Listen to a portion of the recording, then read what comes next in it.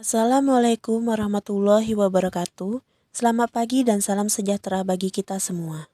Pertama dan utama, mari kita bersyukur atas kehadiran Tuhan Yang Maha Esa, yang dimana telah memberikan kesehatan dan kesempatan bagi kita semua agar kita bisa melanjutkan materi presentasi dari tugas manajemen operasi. Pada kesempatan kali ini, kami dari kelompok 5 yang beranggotakan 1. M. Rafi Akbal Bafadal, 2. Meliza Nurhaidatun Nisa, 3. Nita Nurhasana, dan keempat, saya sendiri, Novia Citra Nuryati. Kami akan menyampaikan materi presentasi yang berjudul Manajemen Persediaan. Sebelumnya, saya sebagai perwakilan dari kelompok 5 mengucapkan terima kasih kepada dosen pengampu dalam mata kuliah Manajemen Operasi yang bernama Ibu Mustika SEMM yang telah memberikan kesempatan bagi kelompok saya untuk tampil menguraikan materi presentasi tentang manajemen persediaan. Baiklah, untuk mempersingkat waktu, mari kita mulai dari pengertian manajemen persediaan. Apa itu manajemen persediaan? Manajemen persediaan merupakan salah satu bagian dari perusahaan yang bertugas untuk menjaga dan mengatur persediaan yang dimiliki oleh perusahaan. Beberapa aktivitas yang dilakukan dalam manajemen persediaan adalah mulai dari cara memperoleh persediaan, menyimpan, hingga persediaan tersebut dimanfaatkan. Persediaan di sini memuat arti beragam, bisa berupa bahan baku, bahan pembantu, barang dalam proses, barang jadi, bahkan suku cadang. Mengatur jumlah persediaan tidak semudah yang dipikirkan. Jika persediaan terlalu banyak, maka akan makin tinggi biaya untuk penyimpanan. Sebaliknya, jika kurang, malah menghambat proses produksi. Kemudian di sini ada yang namanya tujuan manajemen persediaan. Apa saja yang termasuk ke dalam tujuan manajemen persediaan tersebut?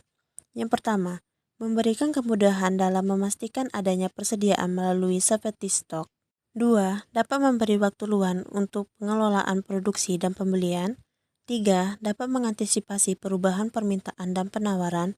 4. Dapat menghilangkan atau mengurangi risiko keterlambatan pengiriman barang. 5. Dapat memberikan kemudahan dalam menyesuaikan dengan jadwal produksi. 6. Dapat menghilangkan atau mengurangi risiko kenaikan harga.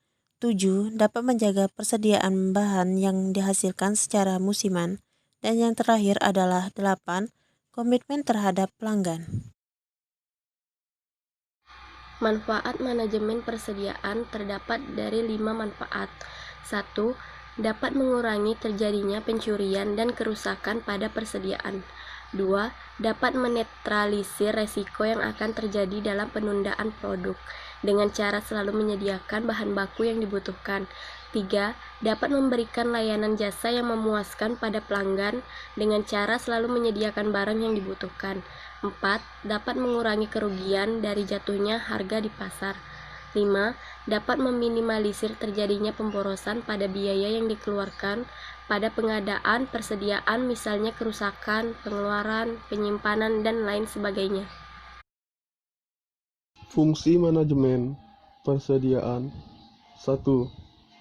Mengantisipasi kekurangan persediaan. Hal ini harus diperhatikan, terutama bagi perusahaan yang berfokus dalam memproduksi barang. Meskipun pada umumnya, suplai bahan memang sudah pasti datang sesuai jadwal, langkah antisipasi tetap penting untuk dilakukan, untuk berjaga-jaga jika seumpama persediaan datang terlambat dan akan berpotensi mengganggu proses produksi. 2. Mengantisipasi pesanan persediaan ternyata tidak sesuai dengan kebutuhan. Kondisi seperti ini, pesanan yang tidak sesuai mungkin jarang terjadi. Namun, bukan tidak mungkin bisa terjadi. Perusahaan selalu harus memastikan pesanan persediaan yang diterima apakah sudah sesuai yang dibutuhkan untuk proses produksi. 3. Berjaga-jaga jika persediaan yang dibutuhkan ternyata tidak ada di pasaran. Fungsi utama dilakukan manajemen persediaan adalah untuk memastikan persediaan bahan selalu tersedia. Langkah ini untuk mengantisipasi jikalau bahan yang biasa digunakan tidak ditemukan di pasaran, bisa karena stok habis atau stok lain. 4. Menjamin lancarnya proses produksi, terutama bagi perusahaan yang berfokus dalam memproduksi barang. Proses produksi harus dipastikan tetap berjalan. Hal ini dilakukan supaya tetap bisa meraih keuntungan dan menyediakan kebutuhan bagi konsumen. Oleh karena itu, inventory management ini sangat penting demi menjaga ketersediaan persediaan supaya tetap bisa produksi. Pendekatan metode manajemen persediaan. 1. Metode EOQ atau Economic Order Quantity.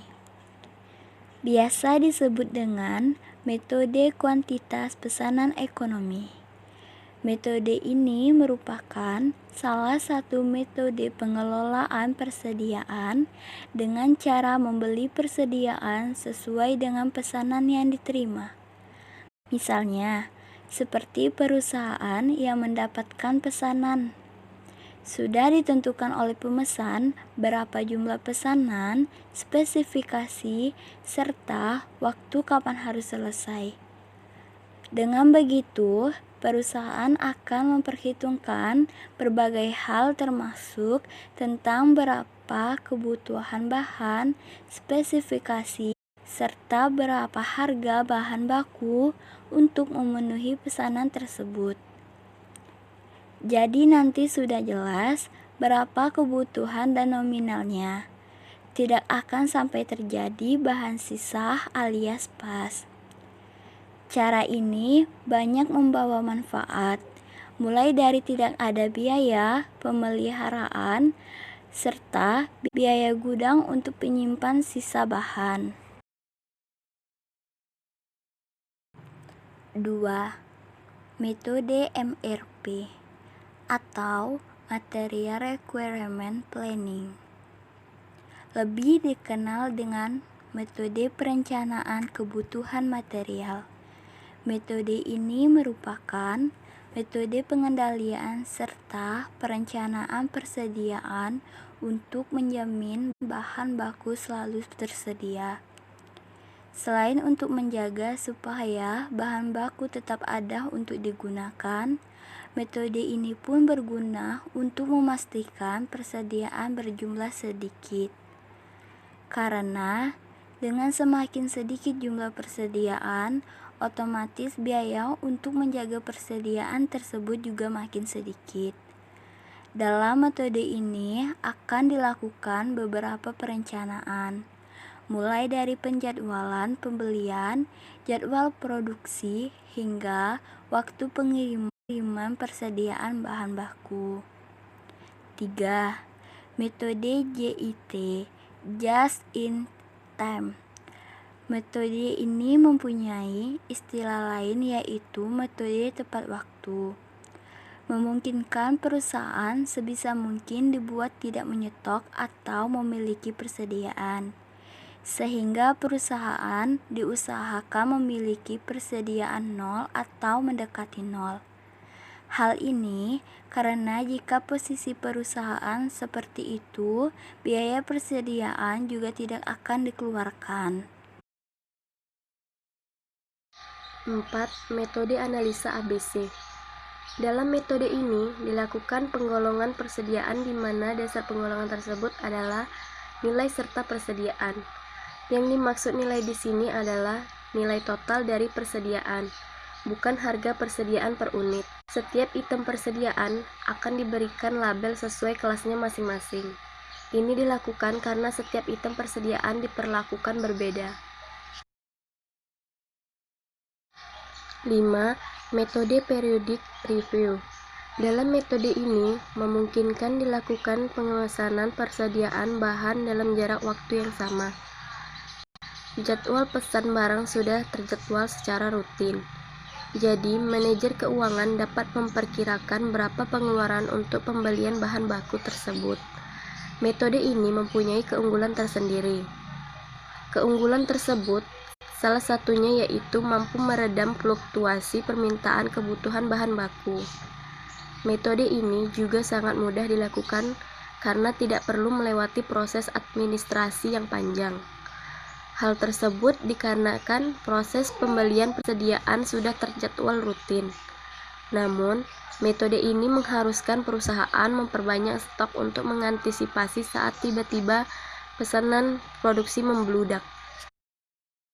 Sekian dari hasil presentasi kelompok kami.